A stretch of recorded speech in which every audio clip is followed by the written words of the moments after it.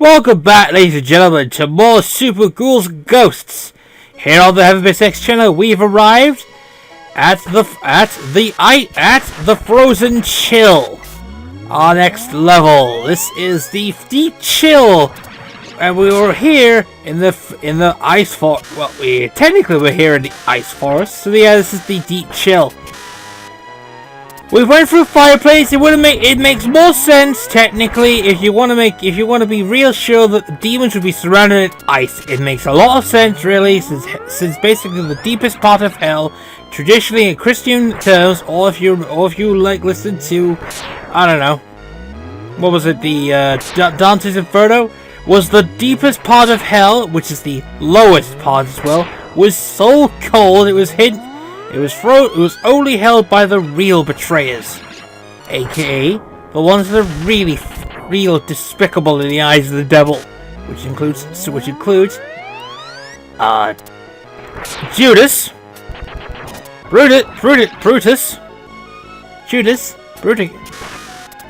Brutus, aka the killer of Caesar, and other things as well. Try to remember, but anyway. Frozen Forest, this is a difficult area. You got these plants that throw out spikes. You got ice spikes everywhere. It's snowing. It's a giant tree. I don't know what you're going to call this one. I think we're just probably going to call this the Frozen Pillar or the Frozen Tree. But at the very top of this tree is where we need to go, and beyond certain areas as well. That's where we need to go. And we've arrived at our next location, the Ice Cavern. Next bit of the... well, obviously this is still a bit... but it's the ice caverns, and automatically this is a bitch, because you got all these ice. What's worse than demons? The cold. What's worse than the cold? Siberia. What's worse than Siberia? Nothing. Nothing is as bad as Siberia. If you're Siberian, I'm pretty surprised you have internet in that frozen place. I don't think anything you have to be close to is Alaska, but then again, it would be really interesting. Anyway.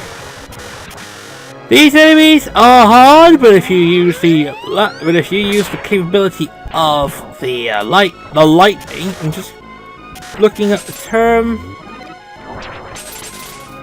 where we are. Pretty sure this is still the ice front. We're not that far off from technically the end level. But we also picked up the Shuriken, which contains. This is the only probably place the whole game the Shuriken shows up in.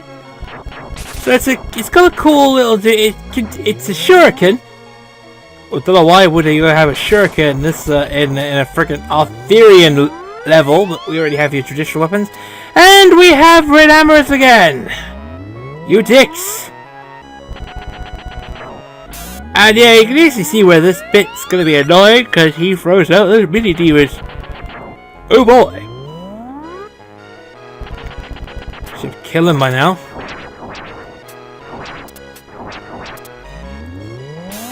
Make sure we're fine. I think we're going to ignore him, I think. Or not, he's dead. Now we're moving on to, this bit. Wolves are now rampant in this location. You're going to have a difficult time with this bit at least. Wolves. Anyway, these wolves are your biggest threats in this area. Not to mention the fact that we're going to be going up some... You can't touch the ceiling because it's a spike. Technically it counts as spikes, which makes it really hard, especially if you want to do some jumping here. Believe me, we're going to be doing some jumping. Quite a bit of jumping later on, but we are there. Well, we're practically there. Ice rocket location, because we are here. Yeah, since we're going to be... we got the lancers. Excellent. At least we got something useful out of this one, which is going to be very useful, because we are about to approach and we'll reach the top of the demon world by going for the highest peaks of the snowy areas. All that stuff. Forest Town Molten Steel, the Ghoul's Stomach, part 2 of the Ghoul's Stomach, Ice Forest, and now we've arrived at the Ice Wall. Yeah, we're at the very top of the area. We went for the Forest of Ice, now we're at the Ice Wall. This is a place where, avalanches happen, since we're on top of a wall. That doesn't make any sense whatsoever. But we've reached the top, and since we've reached the top of the area, we've reached the boss, and we've also reached the Ghouls Tower. We've reached Pharaoh, the Ice Golem. So, we've just reached the Emperor's Castle, by the way. This is another easy boss, heading towards that. And we've got a key. Now, we've arrived at the Emperor's Castle. Yes, Emperor. And there is one big bad guy in this game that is a sort of a demon emperor. His name, of course, is Astaroth. Astaroth, Arthur's arch nemesis, is another bastard in this game. Anyway, to begin with, we have red amberers in this castle. Not very good, especially since they can also dance and do the jig and all that stuff. That's the one emote I like. So anyway, up here, you'll find that it's not just one that we face, it's two that we can easily kill using the close range dragon. So, we're heading up here. Not much that we can do. Be nice if we had bows, but I don't think we're going to do that. The bow is a bit too anticlimactic here. Also very powerful. Also, mini-boss time! Cockatrice!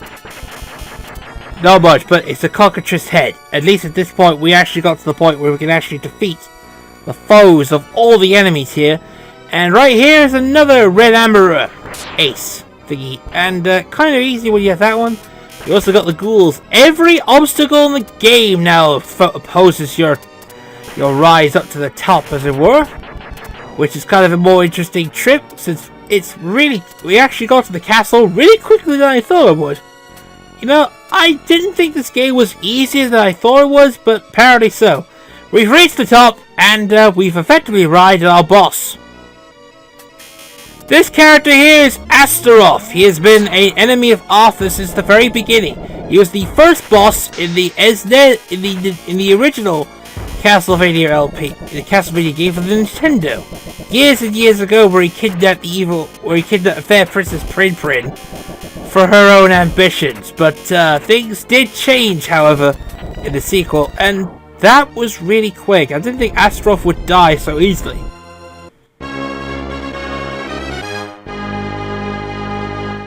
Can't resist. I like doing it. Anyway, moving on to number 6. The welcome to the hallway of ghouls.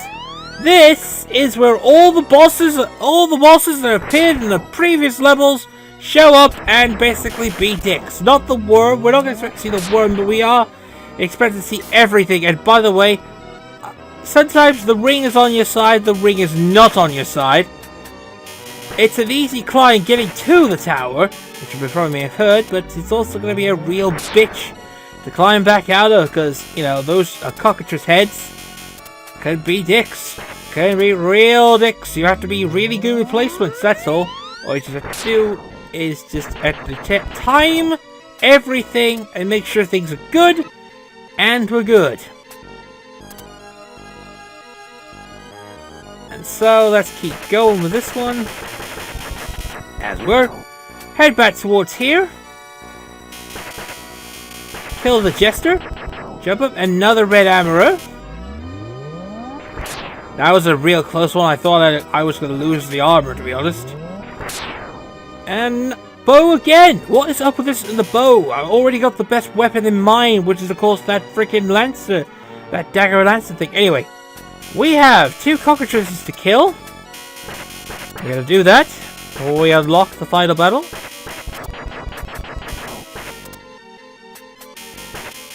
So keep going, as it were, and keep going up. And that's about it. Now, the way opens up.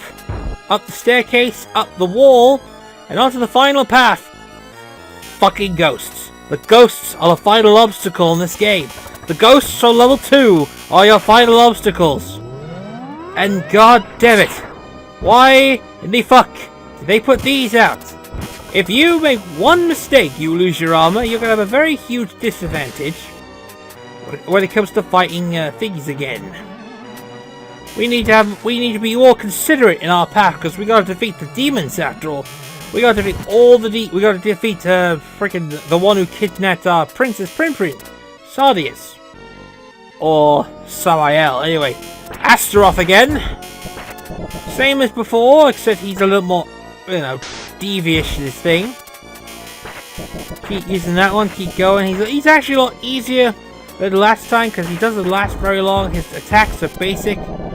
Depends if we can get him. That's about it. As it were. Get down to it. And that's the end of Astaroth. Now comes Necros. The advanced form of frickin' Astaroth, or a separate character because he's got a lot more devious attacks, which includes that beam attack. There's a sound you're gonna watch out for, and once you do, you go straight down and you avoid the attack. You need to use range for this one. If you have this attack, you can go straight towards the range, but he can do range too, and the range is really fucking nasty, especially that. So we get to keep going. Hopefully we'll be able to defeat him, and then once we do, we'll go inside and get the fair princess back. And it will be it's been a very short game. It's been a very short game. I would have figured that it would be, you know, a lot short. I thought it was a lot longer than that, maybe because I'm so used to playing hard games. I actually beat something. I don't know. Maybe this game is not as hard as people remember it. So yeah, Necros is dead. And there's Princess Prin.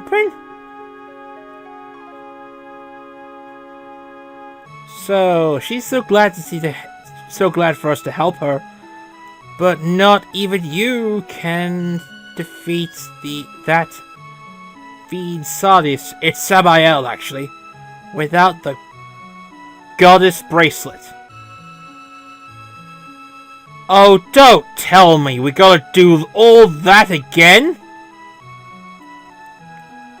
Really? We're going to do this all again, are we? We are, aren't we? Yeah, if you never played a Capcom game, Capcom are infamous for doing things twice in old games. So, yeah, we gotta find this fucking goddess bracelet and we gotta keep it for the rest of the game. We have to get back to the final level with the bracelet, avoiding all other sorts of traps, and the difficulty spikes as well. This is gonna be fun, isn't it?